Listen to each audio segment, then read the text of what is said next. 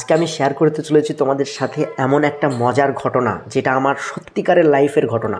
সত্যিকারের লাইফে আমি যখন ক্লাস 5-এ পড়ি তখন ঘটেছিল। আর এটা এত লজ্জার যে মাটি খুঁড়ে মাটির তলায় ঢুকে পড়ি আমার ইচ্ছা করেছিল। এত লজ্জা লাগে এখনও মনে পড়লে। তাও সেটা আমি তোমাদের সাথে শেয়ার করব। সেদিন কি ঘটেছিল, সেদিন কি হয়েছিল। ক্লাস 5-এ তখন আমি পড়ি। তখন একটা স্কুলে ক্রীড়া প্রতিযোগিতা শুরু হয়, ঠিক আছে। ক্লাস 5-এ তখন ওই প্রথম 1 মাস মতো স্কুলে গেছি, হাফ প্যান্ট পরে একটা জামা পরে। ওফ, কি আলাদাই ফিলিং। আমি হাই স্কুলে উঠে পড়েছি।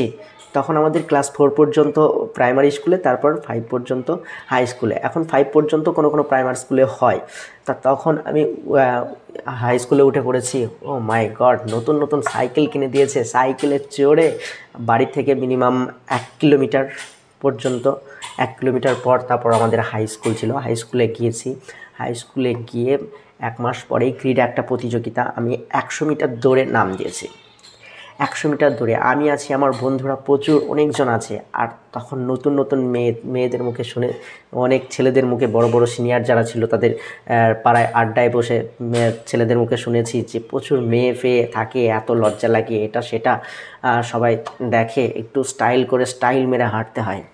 আমি তখন স্টাইল মেরে খুব ফিলিংয়ের সাথে হেঁটে একটা হিরো নেস একটা ফিলিং চলে আসে, ঠিক আছে। ক্লাস 5-এ পড়া ছেলে, একটা দারুণ একটা ফিলিংস। সেই ফিলিংস নিয়ে মাঠে নেমে পড়েছি। যেদিন 100 মিটার দৌড় প্রতিযোগিতা হচ্ছে, আমাদের একটা কোচ ছিল, মানে কোচ বলতে যারা শেখাতো আমাদের, ওই যে বললাম না 1 মাস স্কুলে গেছিলাম, ওই 1 মাস শেখাতো যে ক্রীড়া প্রতিযোগিতায় কীভাবে হাই জাম্প মারতে হয়, কীভাবে লং জাম্প মারতে হয়, কীভাবে দৌড়াতে হয়, দৌড় প্র্যাকটিস করা। প্রত্যেক দিন ধরো 6টা পিরিয়ড হতো। 6টা পিরিয়ডের পর 5টা পিরিয়ডের পর 1 ঘন্টা তোমাদের ক্রীড়া প্রতিযোগিতা করানো হতো। যেমন ফুটবল খেলা শেখানো হতো, লাফদড়ি খেলা শেখানো হতো, মেয়েদের লাফদড়ি, ছেলেদের high jump, long jump, football, দৌড় প্রতিযোগিতা এরকম করানো হতো। তা আমাদের সে একটা স্যার আছে যে কোচিং করাতো, সেই স্যার আমাদের বলছে চলো, সে 1 2 3 লেটস গো স্টার্ট এরকম বলে। তো স্টার্ট যখনই মেরেছে গাইজ, আমি তো হিরোর মতো ফিলিং নিয়ে চলে এসেছিলাম, একদম পুরো মাজায়।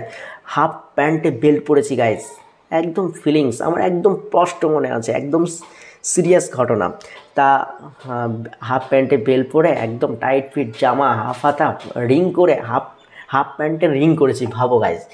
তা রিং করে তখন আমি দৌড়তে যাব আর কি, তা বেল্টের লকটা এত টাইট করে ফেলেছি গাইস, জোরে দৌড়তে গিয়ে ওটা খুলে গেছে।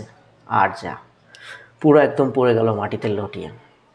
আর ঠিক সেই সময় প্রচুর মেয়েরা ছেলেরা হেসে গড়াগড়ি খেতে শুরু করে দিল। আমি একদম সবার প্যান্টের চারিদিকে তেকিয়ে এত লজ্জায় পড়ে গেছি, আমি ছপ করে মাটি থেকে প্যান্টটা তুলে কোনো রকমে, ও বাবা, তারপর দেখছি হুকটাও ছেড়ে গেছে।